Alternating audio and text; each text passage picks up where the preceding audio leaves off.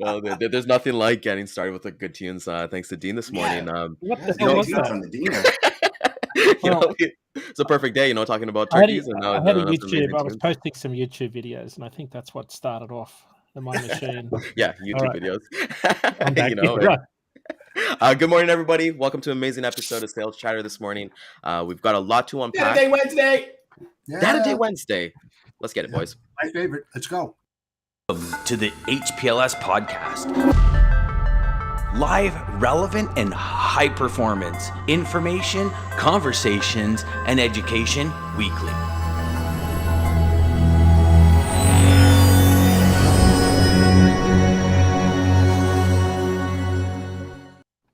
There we go. Ashley, back from the morning. Good morning, Ashley. Got Lisa this morning by 4 seconds. Look at that. Hey, Lisa. Morning, New Lisa. competitor comes into the mix. This is like the dragsters, right? They measure the start time at the drag race. Yeah. I'll tell you what, I'm really dumbfounded that Lisa didn't win this morning. She's got some competition now. She's got some competition, and kind of go from there. Reaction time. Just right there, just click on it, right? And gents, this morning before we actually get started to amazing data day, we got a lot to unpack. I just actually want to celebrate all of you guys actually got some milestones that I've been paying attention to, so I actually want to get started. So, Jeff, I know with the New Jersey Association of Logistics and Supply Chain New Luminaries, you guys are meeting tonight. If you can just shoot some details on what you guys are doing tonight and your mission statement, because I know it's a big thing for you, and a lot of people in that area can benefit from it. It's a big thing, and our milestone is that we reached 100 followers, which is great in a very short period of time. Good for you, we got some, good feedback on it. I got some DMs on it. Not sure how it's going to turn out because it's the launch night. So anything is possible. We're hoping for a really good turnout. And just to make it so simple, it's about people helping other people and mentoring, coaching them, and helping them to develop in certain areas within the supply chain and logistics industry. It's not about sharing cards and stealing people's clients. It's just about helping people get on the same page and basically help them to resolve issues of today. Tomorrow is gone. There's so many new and different issues that we all face. And, it's about time that we all come together and figure that out. So that's what the association is all about in the most simplistic way. So we're looking forward. Even if you have 2 people show up tonight, Jeff, it's a success. It's a success. You know what? You made that dream to vision. And you have one person show up with you, and you're able to help that person, won. There we go. Yeah. One of my old bosses maybe coming. I invited him, and he lives down the street, so not so far away from it. But we're developing swag. We've got our logo, mission statement, all of that. So we're looking forward to it. We'll see what happens, but it's full steam ahead, man. Awesome. So congratulations on that, Dan. I gotta congratulate you, brother. Yesterday I saw an email that the audio version of like the podcast and everything like that has actually hit 6,000 downloads. So I want to say congratulations to you for everything you've done. Shout out to DJ who's watching. Like you and DJ built this at the beginning of the year, and I know that you've had the podcast like your own stuff beforehand. So 6,000 downloads, man, that's no easy task at all. So I actually reset that as of January 1st when DJ and I decided to go daily. So that's as of January 1st because I reset it in Restream in Buzzsprout. Awesome. So thank you. Yeah. Awesome. That's awesome to hear. It's just growing in. Saving the best for last. Dean, this weekend you're going to be in Houston for Freight Fest. I was taking a look at that. That's I believe sponsored by Trucking Hustle, I think it is. And if you just want to give a little bit of details, what days you're going to be there, and where the audience can basically find out some more information for you. Truck and Hustle is the organizers. Rommel Watley, I've been on his podcast a couple of times now. Very interesting group of carriers. I think it seems to be like a small fleet owner operator type focus from what I can tell. It's my first time at an event. We'll be there Friday night, set up Friday, exhibition booth set up Friday, big dinner Friday night. Saturday, a bunch of speakers, very interesting format. Everyone's got 20 minutes, and it's kind of like speed dating, but probably not like speed dating, but that's probably bad as well. But we've got 20 minutes to talk about the freight market. But I'm going to talk a little bit about the freight market and take the opportunity to teach a lot of these folks about how to stay awake behind the wheel and get better quality sleep. So you get one chance to save some lives out there. There's too many people are struggling with this. I lost a good friend of mine last Friday. He committed suicide in his truck. He's an Air Force veteran, another Air Force veteran. We lose about 20 a day. But he's my oldest Instagram follower. And we DM'd all the time.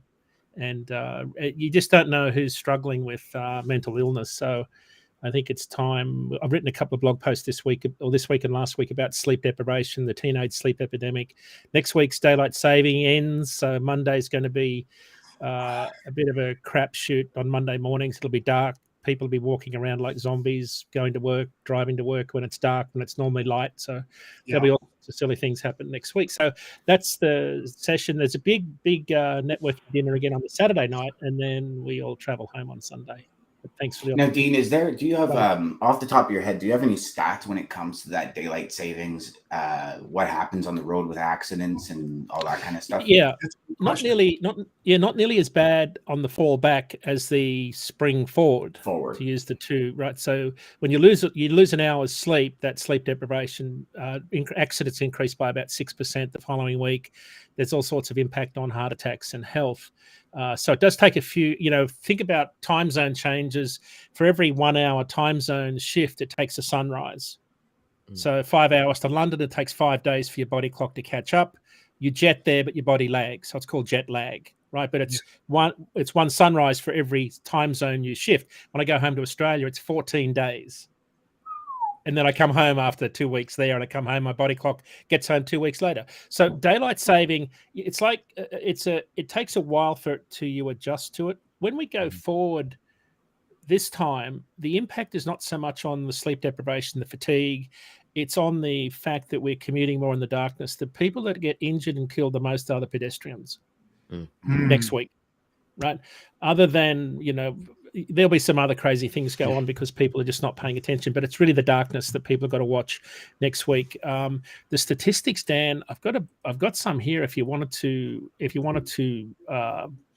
they say NHTSA, National Highway Transport Safety Association, thinks 6,400 deaths annually, 109,000 injuries, $109 billion is the economic cost of these accidents. And the thing that I would like to impress upon everyone, when I was running the ATA in Australia, I was general manager of the ATA in the late 90s in Australia, and we were looking to change our hours of service, which ended up, I hosted the FMCSA, DOT, Transport Canada in Australia, took them around to all of the companies that we were running the fatigue management program through, which was performance-based hours of service. And we did a study at the Adelaide Centre of Research because no one could really equate what driving tired meant, but we all knew what driving drunk was. We knew that 0.05 was a level of intoxication and impairment that was unsafe to be on the road. So what we did at the Adelaide Centre for Research, we contracted with Dr. Drew Dawson in 1997 this was, and this study's been repeated a dozen times since then. So we had two groups of people. One group we kept awake for 28 hours. The other group we fed alcohol every 30 minutes. And there was no shortage of people for the second group at a university. But what we did is we put them on a simulator to measure their cognitive psychomotor skills, essentially all the motor skills you need to drive a truck, right? Vigilance, concentration. So over the 28 hours, it turned out that 17 hours of sustained wakefulness equals 0.05. So this is why the hours of service runs into trouble, because it's not about 11 hours on duty. It's about how long you've been awake when the work occurs. Right. That's the danger, right? It's why when you work a 12-hour shift but commute 2 hours either way, you're commuting home when you're at about 0.05 level of impairment. That's why all those crazy things happen outside of work, not during work on the commute to and from. So, but the study went a little bit further. 24 hours awake is 0.10.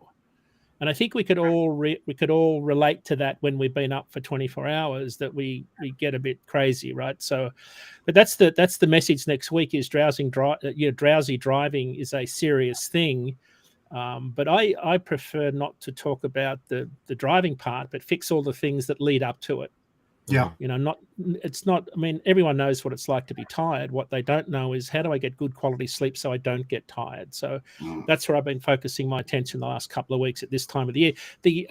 The rub is that this time of the year, you get better quality sleep when it's colder and darker. So in winter, you've got more daylight. So there's an inverse relationship between daylight and accidents. So there's more accidents in summer because you've got more daylight, less sleep. And sleep is delayed earlier into the evening because you've got more daylight and you're doing more stuff. Mm-hmm. In winter, like in Canada, imagine the guys up in the Canadian mines, right, where it doesn't get dark till midnight, right? You've got to have blue blocker lights, sunglasses on, darken all the rooms in your, the mining hut where you're sleeping, all those sorts of things, so you can simulate darkness. So darkness is actually a good thing for a lot of people. It can go the other way where you develop seasonal affective disorder, where you don't get enough sunlight and you become depressed. So it's a really delicate balance between getting enough sleep but winter's a good time for good quality sleep. You could get really good quality sleep in a truck in particular without the APU or the engine running. But of course, you don't want to freeze on the other end of the spectrum. So lots to think about. Most will have gen sets by now, no? What's that, sorry? Most trucks will have gen sets by now, no? Yeah, a lot of trucks have got APUs, but a lot of fleet trucks will idle. They'll just idle their trucks. The other reason they idle in winter is because so they don't have the fuel gel and the filters ice up. So they'll just keep them running 24 hours a day. At some point, fleets get to where they just say, we're not turning our trucks off now until spring. Yeah. So they just run all the time. So whereas older school guys have probably got an APU, if you're like me, you just get in a sleeping bag and put more blankets on. I can't stand the noise. So I think everybody's got personal preferences. Mm-hmm. There's a lot of fighting going on in truck stops, though, when guys park next to each other idling, or someone's got a reefer motor and they park next to a dry van in a quiet spot. Next thing, the reefer motor, especially in summer where it starts up and shuts down because of the setting, it's at that set point where it's got to work a little bit extra. There's fights. People get out and want to fight each other because they're trying to sleep. Right. I can see that, though. I could see that. Yeah. Another thing too, Dean, is that with sleep deprivation, nuclear verdicts. When truck drivers fall asleep and they kill a family of 4 or whatever on the road. Yeah. I mean, I wonder what the statistics is regarding that when truck drivers don't have enough sleep and the percentage of nuclear verdicts related to that. It's underreported, Jeff. My first company I worked for here was in the fatigue management, sleep deprivation, 24/7 scheduling space, and we did defense work for trucking fleets that were accused of being negligent in exactly that situation where there were fatalities. And we built some simulation software called the Circadian Alertness Simulator, where you could take the log feed, ELD, essentially. Mm-hmm. In those days, we had to key punch in manually all the lines on a log. So for 30 days of logs on a driver that had an accident took days. But we could simulate sleep down to the minute. We could simulate alertness down to the minute. We were using that in courts in defense of trucking companies, where we said there's a very low probability this driver was asleep based on his sleep-wake patterns. And we would go in and do defense work in juries, which is no fun because you just get torn to pieces. In a number of cases, though, Jeff, we just said to the fleet, you need to settle this quickly. He was clearly asleep. You could BS all you like. That guy was clearly. So it can work against you, having the records. Most of the time it worked out for the carriers. The thing was that, to your point about punitive, this gets back to why ELDs came in. Yeah. ELDs didn't come in because of safety. They came in because trucking fleets were having their pants sued off by plaintiff attorneys because they had paper logs and couldn't prove compliance. Right. Because the rationale was that if you couldn't demonstrate compliant, therefore you were negligent, which may or may not have been the case. There was one large fleet that got hit with a $36 million judgment, of which 21 was punitive, I think. Paper logs went missing, 4 people killed in an accident, right? So this, and I was working for telematics companies with truckload carriers during this period when there was a lot of nuclear verdicts because paper logs just didn't give you any protection.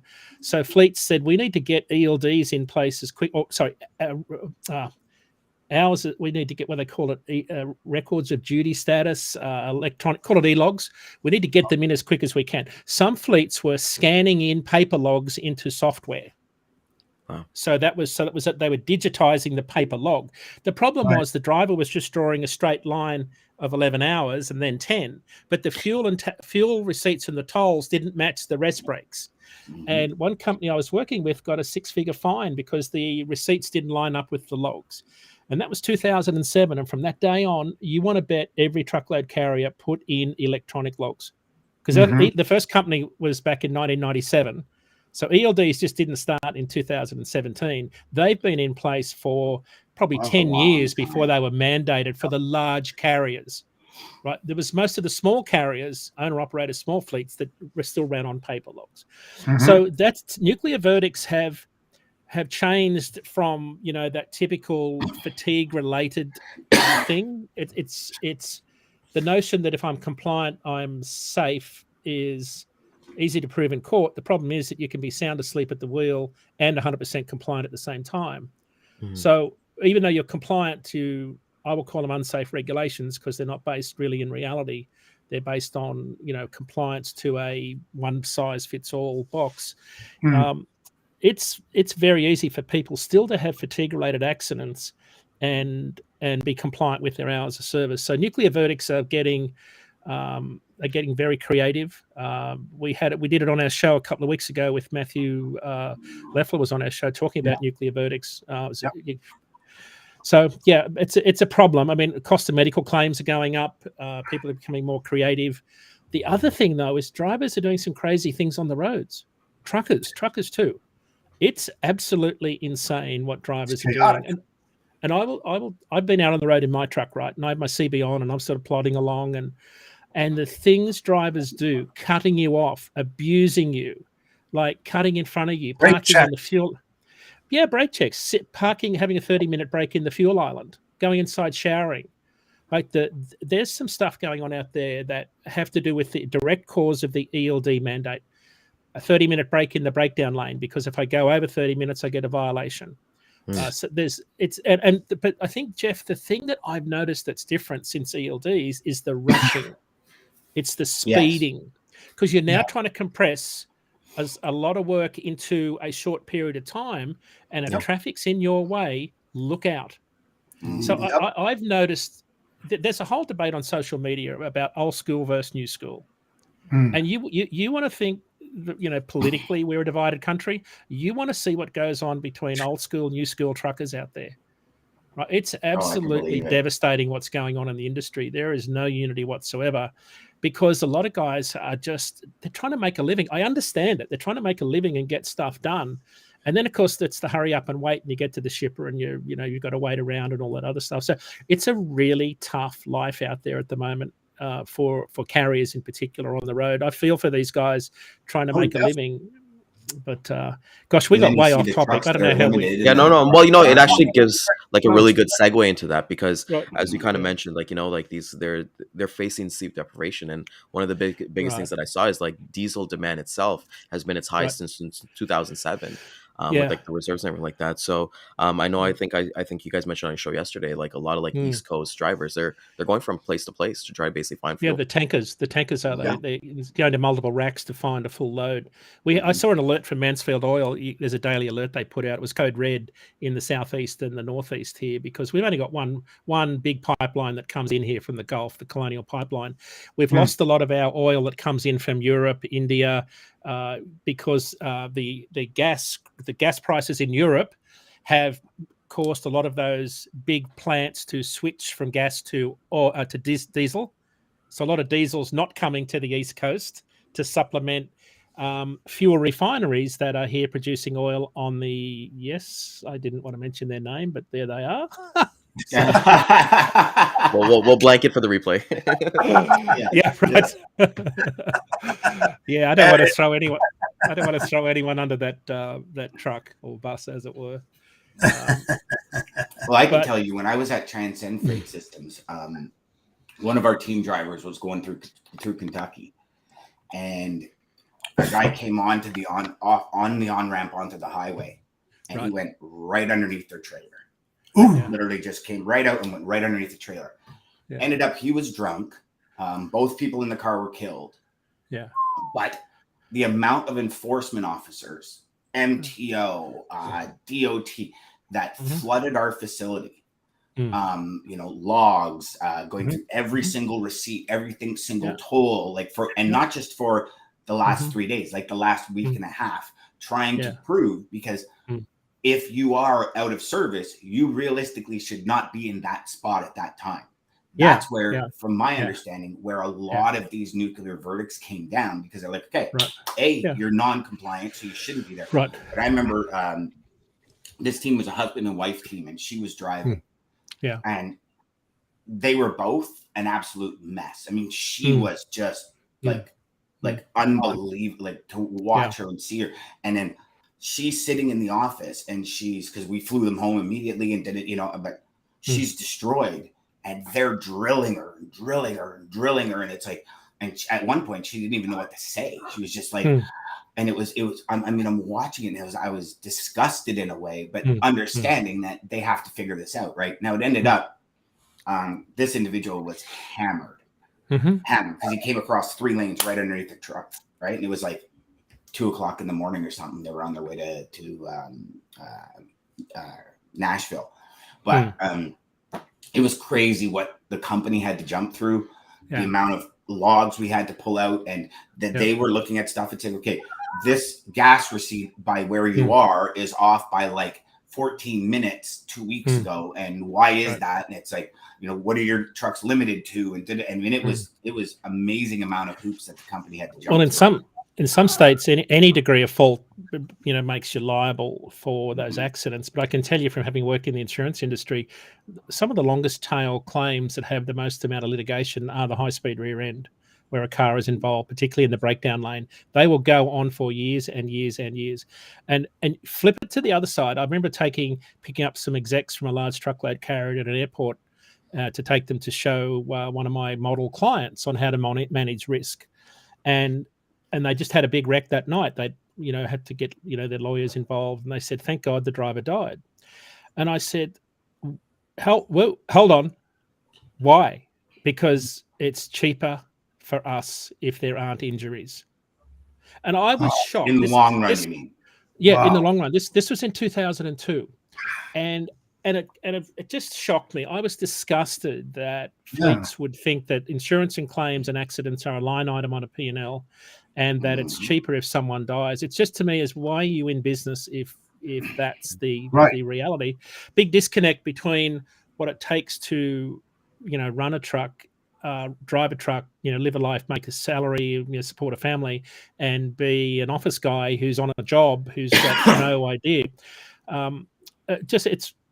But that's not new. Like, I know you might be shocked at that, but that's the reality of how a lot of people think, because it's hard. Sure. You often say, well, why don't you understand what it's like to be a driver? It's impossible if you've never done it. Like, you can think what it might be like, unless you know what it feels like to be depressed, lonely, suicidal, out of your mind with tiredness and fatigue, desperate, fighting with your spouse at home because the kids won't behave, and you're 1,000 miles away and headed in the wrong direction, and you're only making, 40 grand a year. Like, you're struggling to build a good equity in your home. It's a really tough life for these guys. And it's very hard for people to understand what they go through.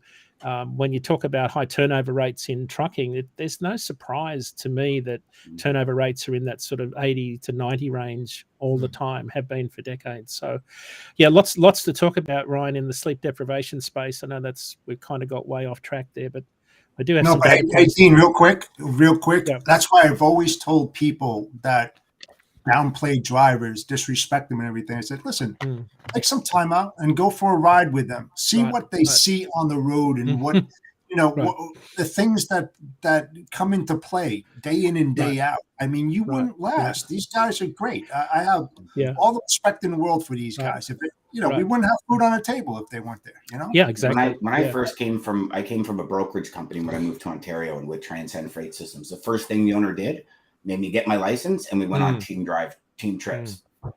And that's brutal. I don't know about the whole. I was gonna say, thank God I did not do that. For me, it was probably for him it was brutal because like I played Christmas music the whole trip that we were gone because I just love Christmas music, and it was in December, and so I can't speak to the depression or anything like that because I had somebody with me that I was chatting with the whole time. But I can speak to the fact that you are a sixth class citizen when you walk into most companies. Right. I mean, I can't tell you how many people would look at me and just walk away, and I'm like, oh, okay, I guess it. And then they go and serve somebody else, or hey, Frank, because they know this person. I'm standing there like, and in my head, and this is, I guess, one of the worst parts is in my head. I go, hello, dumbass. I'm delivering your shit. Like, I have stuff in my truck that you need, and you're being a dick like this. Screw you. I'll throw it in reverse and hit the brakes and let it all go out in the driveway and just see you later, man. We're gone. Like, and that was and I'm like, this is bullshit. Like, what are you guys doing? And I was at a big courier facility, and I won't mention the name, but they got the blue logo and stuff. And these people were the worst in Ohio. They were the worst. I stood there for 25 minutes, and finally one of their drivers says, hey, Nancy or whatever, this guy's been sitting here for, I didn't see him. I go, you looked at me 15 times.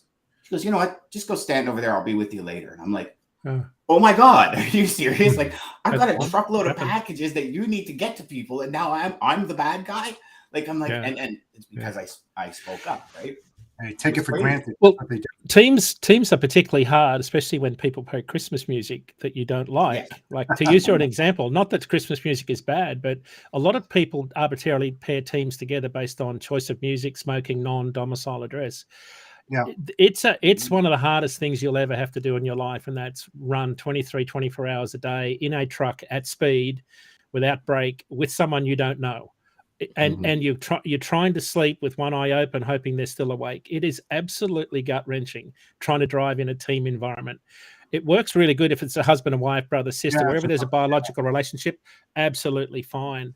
I did some biocompatible scheduling at a large truckload carrier where we paired drivers based on sleep type.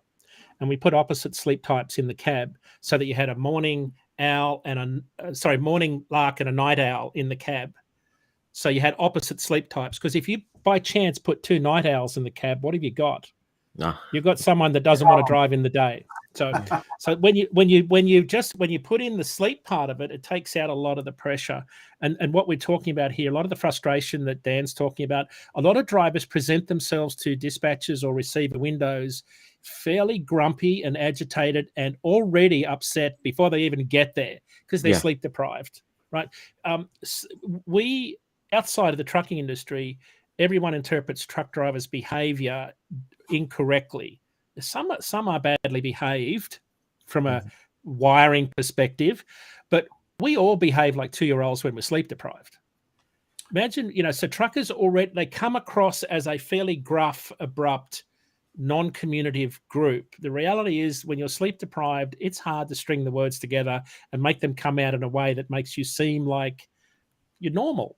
It's very hard to do. It takes a lot of work for a lot of guys, especially new guys to the industry. So, I'm harping on about the sleep thing, and we've blown through half an hour already. You actually bring up a very valid point, Dean, because I got great sleep, but Rob, who I was with, was always tired. I'm like, oh, did you not sleep well? No, I didn't sleep well. And I'm wondering if he had one eye open, wondering if I was going to crash. I never even put that together actually till now, until you said that. But it makes a lot of sense because I got the night driving, which was just pretty much highway.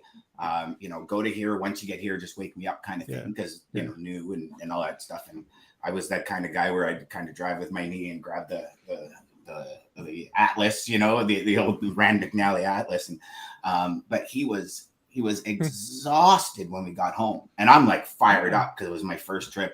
I actually thought I slept really well in the bunks, and he didn't. And I was like, oh, it's probably because he's he was the president and he was used to his nice, comfy king size bed. I was like, now he's roughing it, So, but no, it's probably because he was terrified to hell that I would crash. He was. I can guarantee he was terrified. Right? Yeah. Rob, if you're listening, I apologize, brother. Do you want a number of the day, Ryan? Yeah, let's get the number of the day, brother. 47 million. That's the number of turkeys that have been destroyed this year because of a highly pathogenic avian influenza virus that has devastated nearly 250,000 commercial flocks and close to 300 backyard flocks, 47 million birds. So there'll be fewer turkeys this year. Message is get your fresh turkeys orders in early.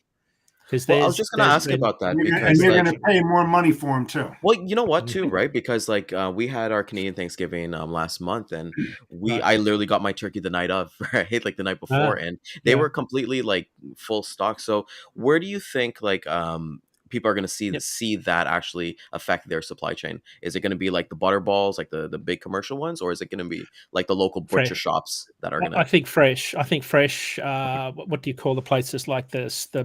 Where they have the produce stores, the ones that don't buy in bulk, the farm stands, right? So normally our local farm stand here hires a refrigerated van, and they have wooden shelves in it, and they just fill it with fresh turkeys, and you put your order in a month in advance. Wow. I think that's where you'll really suffer, because I think the ones that have got big buying power will probably gobble up a lot of the supply. Well, I think too, you add to that, you add inflation with that as well, right? Because you're going to have people not going for the turkeys, they're going to go for the chickens, or they're going to go for the cheaper option, right? And I know hey, people are either picking, hey, I'm going to have steak, or it's usually like I'm going to have all the fixins, but it's like one or the other. So that's a big thing. And I think with that, as you kind of mentioned, there's another looming rail strike on the horizon that I kind of saw. That's why your dogs have started going nuts. I said the trick words from there. But Dean, can you fill us in? I believe it's like Union Pacific. I think I was reading about that they're looking at.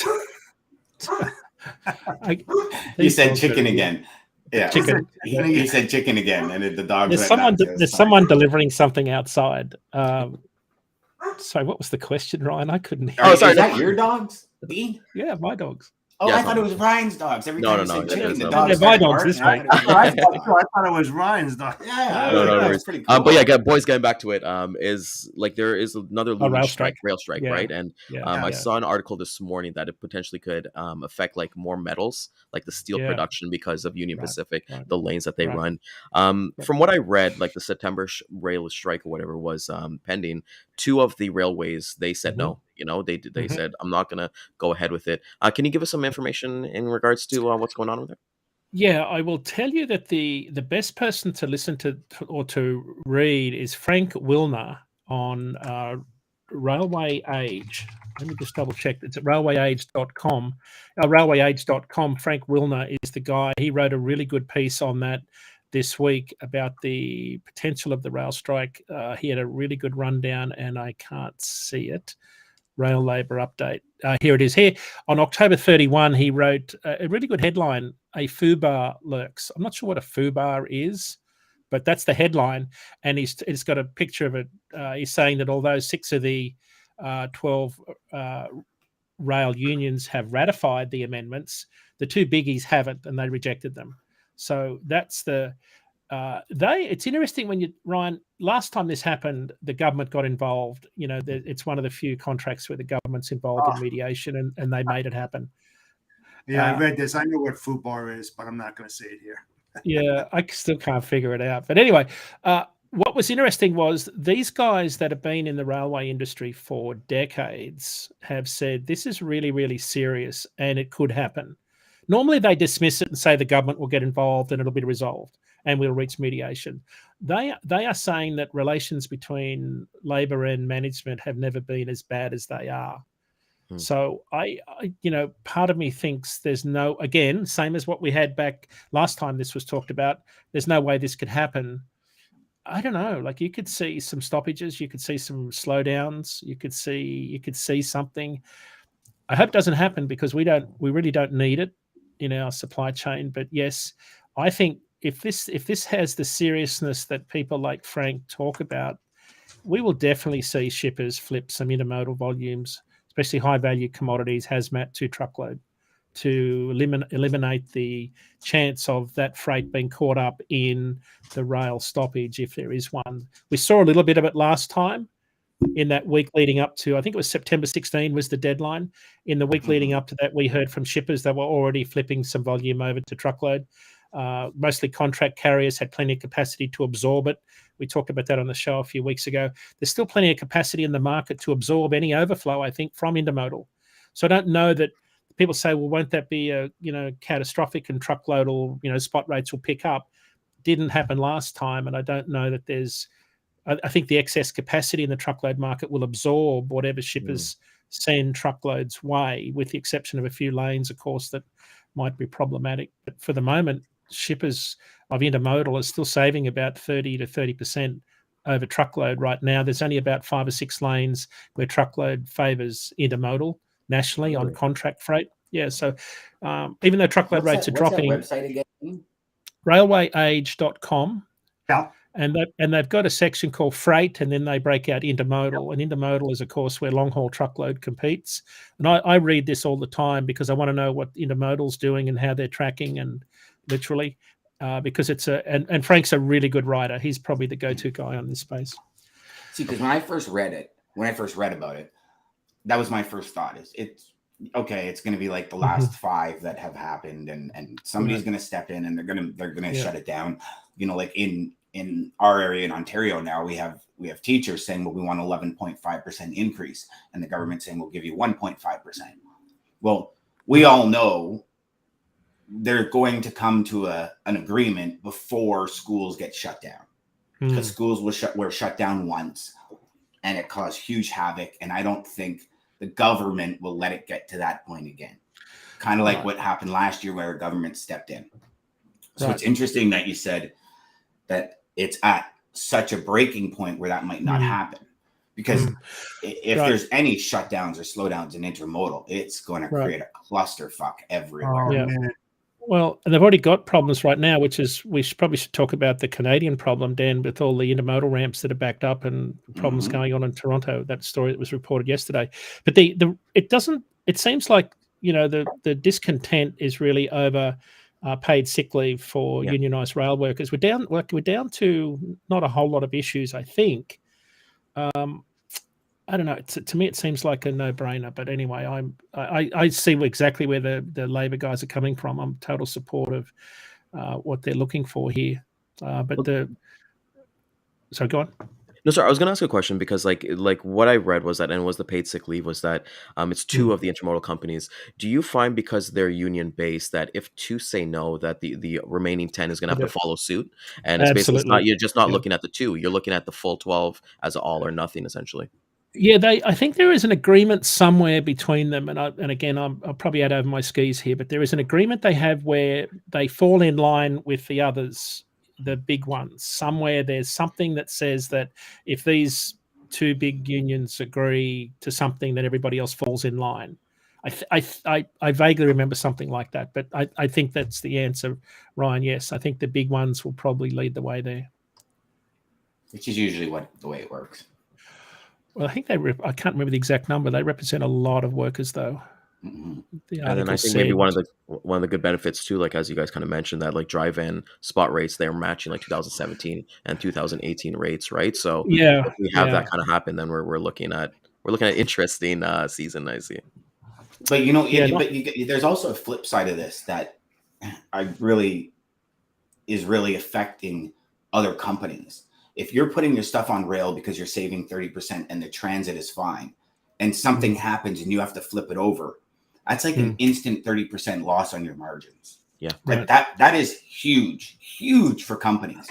And then what happens to those companies, right? Those companies become altered in some way. Their profitability goes down. Maybe those workers don't get Christmas bonuses now or whatever. I mean, obviously, if it's like 2 days or 4 days that the strike's on, it's a different story. But if it goes on for a month or 2, like there's that flip side of it that's going to translate back to us, the consumer, eventually anyways, where we're going to pay for it, because we always do. I mean, you guys look at groceries.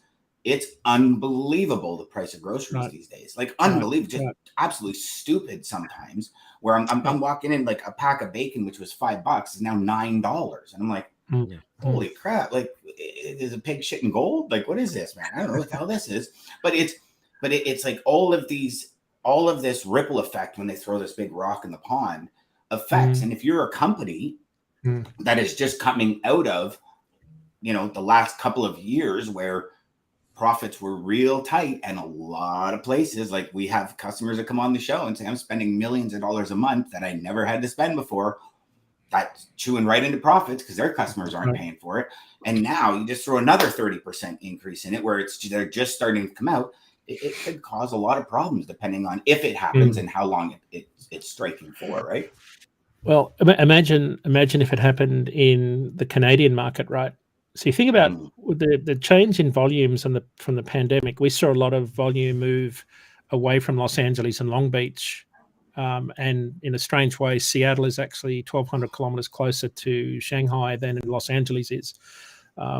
So what we found was, to avoid the congestion, a lot of ocean liners were running straight into Tacoma, Seattle, Prince Rupert. And Prince Rupert's got a very neat rail system where they run, I think, 4 trains a day off the dock straight to Chicago. Seattle, same, right? They have a lot of on-dock rail facilities.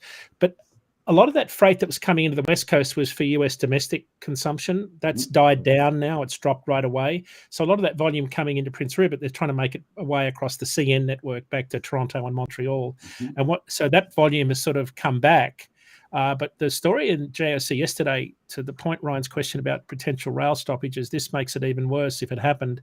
Toronto and Montreal dray truck drivers are avoiding congestion at those 2 largest rail markets because they're no longer wanting to wait hours, up to 5 hours, to retrieve and drop containers off. The article said they're flat out refusing to go into those yards and talking about how big of a situation it is, how serious it is. You've got, even though import volumes are coming down in like Vancouver and Seattle, they've still got a lot of congestion trying to move that freight inland. So I think inland congestion, we've talked about this ad nauseum. It's certainly a big part of what's still going on in our freight markets, is trying to get containers off ports into rail yards and then through intermodal ramps on the inland side. I think inland congestion is still a big deal, as we said numerous times on the show. But any talk of a rail stoppage just exacerbates this at the worst possible time. I mean, Montreal's been a gong show for a decade plus. Has it like, really? And then with all the construction and the LaFontaine Tunnel and all these other, like I remember being out there talking to Hasbro, a big facility out there, and we were talking about their dray and all that kind of stuff. And it was to the point where he's like, no, we're going to like go from midnight till 4 or 5 a.m. That's the time we're going to start picking up all our chassis and all our containers, because they're just not, I mean, it was a mess. It's bad in Toronto, but not even close to Montreal. Right. Montreal is just a complete mess. I just looked up what FUBAR was, Jeff. I told you. What a headline. I told you. Holy crap. You never heard that before, Dean? No, never. No, my Australian so English funny. was different school. I went to different school. Speaking of Australian, I'm going to see Jim Jeffries on Friday. Do you like Jim Jeffries, Dean? Who did he drive for? Jim Jeffries, he's a comedian. Yeah. Oh, I haven't heard of him. Australian comedian. Yeah. Really? Get out. Yeah. Yeah. Thank God for Google. I'd be such a yeah. You'll have to look him up, because he is friggin' hilarious. There he hilarious. is. Yeah. Young He brought the C word to the comedic stage. Which, yes, we have a very different vocabulary. That's now. where Mark Ridley learned that. yes. Yeah, Mark Yes. Ridley learned that from him. Yeah. Yeah, I was. I learned that at age 5. My dad was playing cricket, and I was walking around the cricket oval saying, "You know what?" At age 5, while my dad's out in the centre batting, and people said, "There's that young Croke kid. He's going to be a so and so when he grows up." A couple of years ago, I played golf with my son, and I went golfing. Actually, it was my neighbor and I went golfing, and we got paired up with two Australian guys.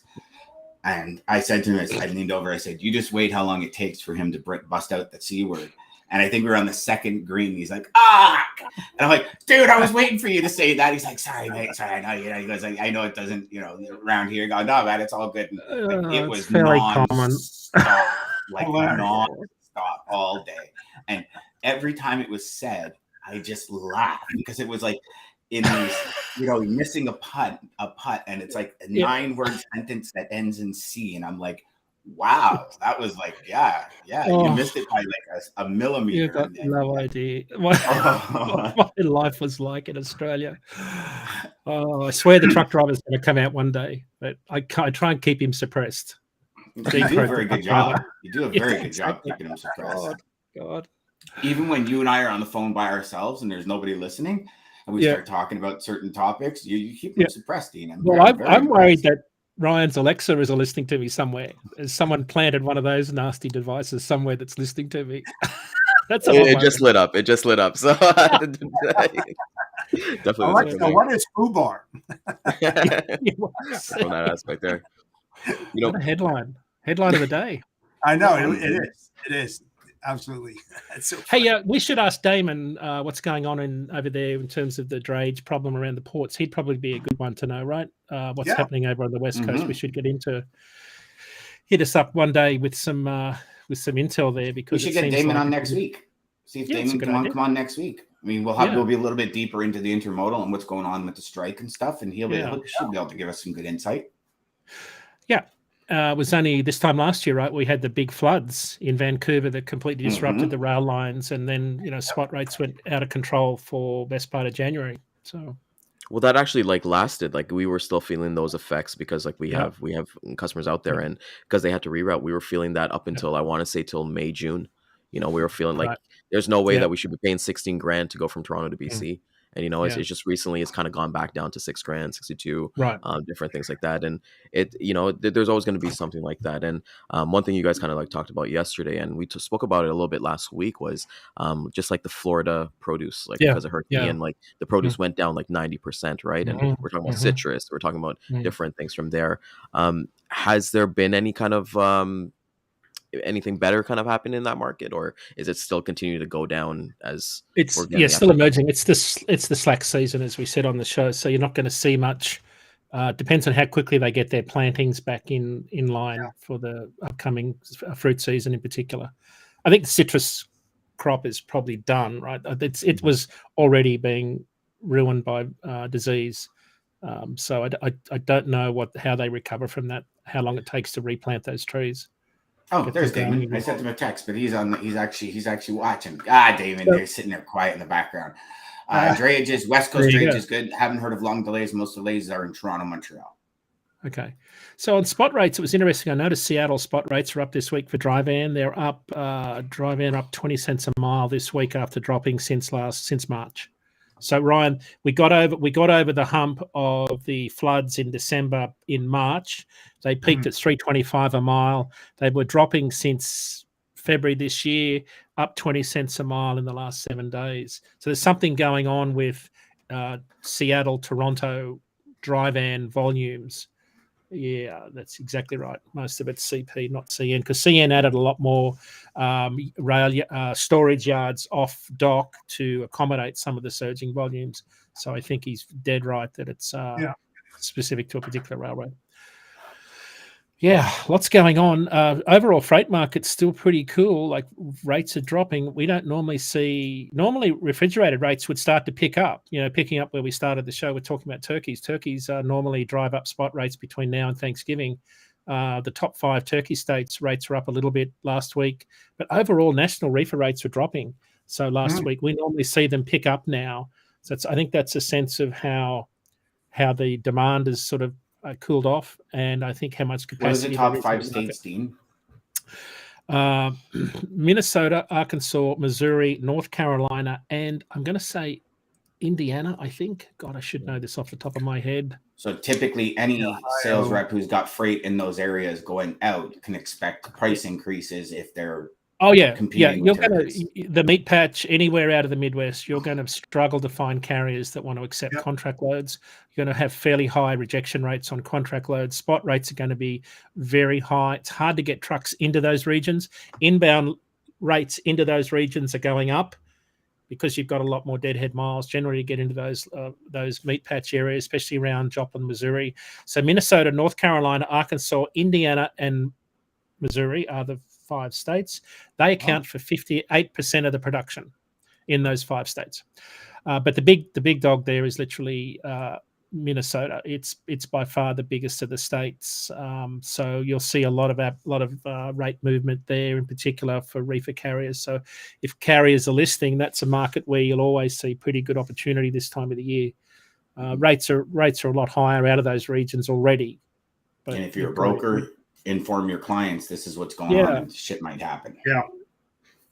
Straight up. Happens every year. You find the guys like having issues in Minnesota, they'll just drive over to Wisconsin and kind of, because I feel for Wisconsin is a rich state as well, with freight is in hand. It's kind of a different freight mix, right? You've got a lot of dedicated guys running out of Wisconsin with a lot of dairy products in particular. I don't know. It's a good question. I don't know how. I think you've probably got a lot of carriers that will have to run some deadhead miles if they can't get there. You know, you can get to Chicago. Chicago, Minneapolis is still a pretty decent lane. They're both big cities. So I don't know that people have a problem with finding capacity. I just think they'll be upward. The rates will be higher outbound out of that region because of the increased volume. It will certainly soak up a lot of that capacity. If I look at, if I look at refrigerated rates this week in Minnesota, I can tell you historically what they've been doing. Minnesota rates sitting at around, outbound rates are sitting at around, excuse me while I delay here, 251. So in Minneapolis this week, so as of last Saturday, rates in Minneapolis for all outbound reefer loads were $2.51 a mile. That's excluding fuel. So you'd have to add 68 cents to that. The week before, they were only $2.38. Right, so they're on the way up after dropping for the prior 3 weeks. So that upward movement's already starting, Ryan. But 251. And the lane of the day is Green Bay, Wisconsin to Bentonville, Arkansas. The line haul rate per mile is 262. 336 with fuel all in. Contract is 360, and that's down $1.16 year over year. Yeah, some of that. Yeah, some of it's going to be affected. A lot of guys run, into Florida. Lower volumes coming out of Florida is going to affect their dedicated round trips with, cheese, butter, things like that. Mm-hmm. So they're going to be looking for other lanes. I think there's other lanes to get back home. So those head haul lanes are going to be loaded up to maybe get back to somewhere else. I mean, where do you go from Arkansas, right? You've got to load. You've probably got some empty miles there, right, before you're going to load something else in that meat patch area. So, yes, I think the general theme was that rates are still cooling off. I think we've got some room to go before they pick back up again. Contract rates are starting to cool. The rates coming into, where did I have this written down? Rates for, so active rates that are in routing guides for contract freight are down about 0.5% on dry van and down about 2% on refrigerated. But new rates coming in that were negotiated on earlier RFPs are coming in at about -6 on dry van and about -9 on refrigerated. So new rates coming in from previous negotiated RFPs are coming in much lower. Generally, rates are still in that 8 to 12% range lower for incumbent carriers that are rebidding contracts that were set earlier this year. So definitely contract rates are cooling off. Spot rates are still heading south, and they still will do that until, I think, first quarter of this year. Next year, we expect to see that bottom. We're still holding with that thesis. Interesting, some of the macroeconomic talks, there's mixed signals, right? We've got a very strong labour market. People are talking about there not being a recession. Some people are saying, have we already been through the recession? Some are saying we're still going to go into a recession. There's a lot of mixed signals in the market. We're certainly not seeing it on the freight side, but there's still plenty of demand. Which is usually the first place we see it. Yeah. I mean, demand is still relatively strong compared to prior years. Like we're still, hauling as much freight as we did in 2018, certainly on the spot market. So I like the ATA truckload tonnage index, Michigan State University ton mile index all have our demand for truckload, higher than sort of 2018, 2019 levels. It's just that we've got a lot of capacity. We've had so much capacity. I looked at some data yesterday on for-hire interstate carriers hauling freight. Since the pandemic, that's increased 30%. We've had 30% more carriers join. Like we've gone from, I think it was 340,000 to whatever, the 30% higher than that. I can't remember the numbers. But it's a lot of carriers. We've had the most growth in that interstate category. Intrastate straight trucks, not nearly as bad. That's not my dog. My dog's. That wasn't my dog's. No, that was mine. So we've had a lot more capacity into the market. It's still entering the market. And of course, that just means that there's more capacity coming in, fighting for fewer loads. So that's And you know what? When the pandemic was going on and nobody was spending money on trips or anything like that, and everybody was buying stuff, that made sense. Yeah. Right. But like anything, if you look at 2018, when all these new carriers came in 2019 was a complete gong show because there was so much capacity and people paid. Right. And all of these people that like bought equipment during the pandemic probably paid way too much for it. Yeah. Right. There's that whole flip side. If the freight markets do drop, what's going to happen then? And I think we've all lived through that. Well, that could be, and we're not out of the woods yet, right? We've got very high diesel prices. It's affecting profitability margins. I did some numbers yesterday. I would have been making 68 cents a mile this time last year. Now I'm making about 5. So that's you would have been making 68 cents. Now you're down to 5 cents. That's if I'm getting the fuel surcharge. That's based on all in spot rates, right? So again, if I'm not getting the fuel surcharge, I'm done. But if I'm getting the fuel surcharge at 68 cents a mile, diesel's still 82 cents a mile, so I've still got to, carry some of that. But if I'm getting the full fuel surcharge, I'm still doing okay. The problem is that a lot of guys aren't getting the fuel surcharge on a lot of those lanes that they run, where there's their backhaul lanes in particular. You're better to go get a job at McDonald's. You're better to go be home at night with your family every night, not be on the road, not deal with all the four-wheelers, not deal with all the BS. Yeah. Right. Not have the possibility of like your buddy who had the engine blow up and then spent $40,000 fixing it, or $80,000, I think it was. You look, if you're going to make 5 cents a mile, like you're better to find another career. Well, I think that's what some folks have realized is that when you enter a bull market like they did in 2020, 2021, pretty easy to make money in those times when it bites.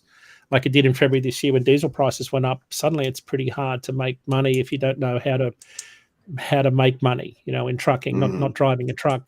I just pulled up some rates on Seattle, Chicago, excluding the fuel surcharge at 99 cents a mile today. 99 cents a mile for 2,000 miles. And if I get the fuel surcharge, I'm at $1.67. So now, again, you're cutting a check to them for 35 cents, 40 cents a mile just to run their freight. So remember, these are rates based on loads that carriers have hauled and submitted to DAT every night. So this, like you say, well, who's hauling freight at 99 cents a mile? Well, some people probably are. So that tells you what outbound rates out of Chicago West have got to be like, or anything going into Seattle's got to be like, because that outbound lanes are dropping dramatically. Must be a lot of capacity in that Seattle market, but it'd be good to have Daman on to talk about some of those freight dynamics up there this time of the year. I've asked him for next week, so we'll hopefully he'll come on. We could talk about maybe we'll make it a West Coast show. Yeah, I love that.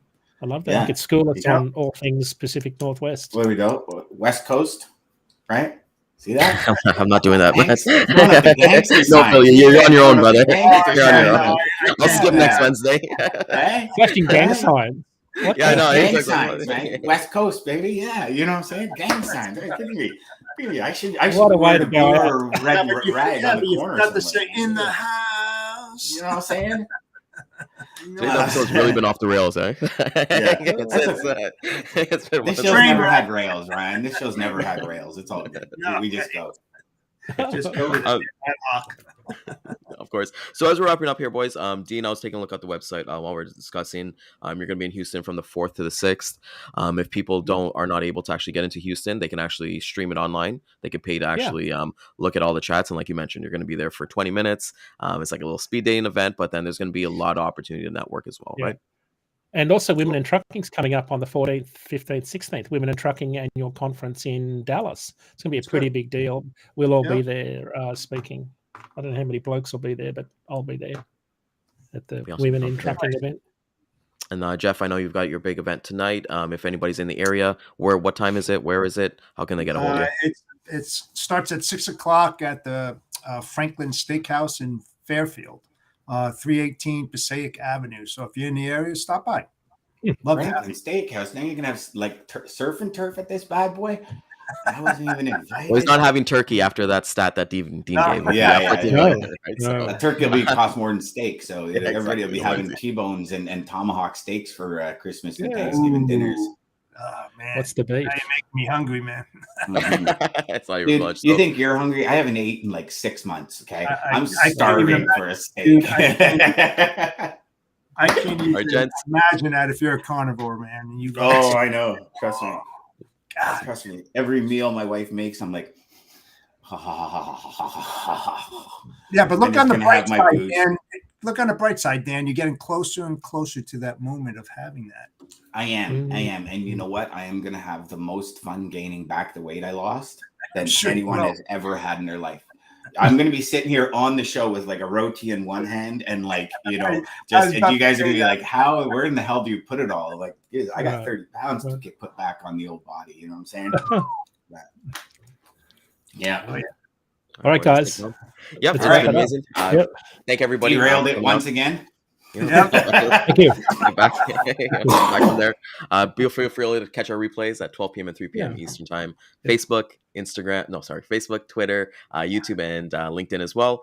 Tomorrow's we're gonna have personal development day, and then we got our wins and lessons on Friday. Thank you, Dean, for coming on this morning, and we're looking forward to seeing you next week. Take care, everybody. Okay. Have a great day, guys. Bye. Centurion Trucking. Our motto is people before profit. Today's market requires more transparency, consistency, and focus on what our clients need to win. Centurion Trucking and American Logistics are poised to help their clients achieve and surpass their targets. If you're looking for a team that honors your needs, dreams, and aspirations, then get a hold of Daman at American Logistics or Centurion Trucking and start designing your career today.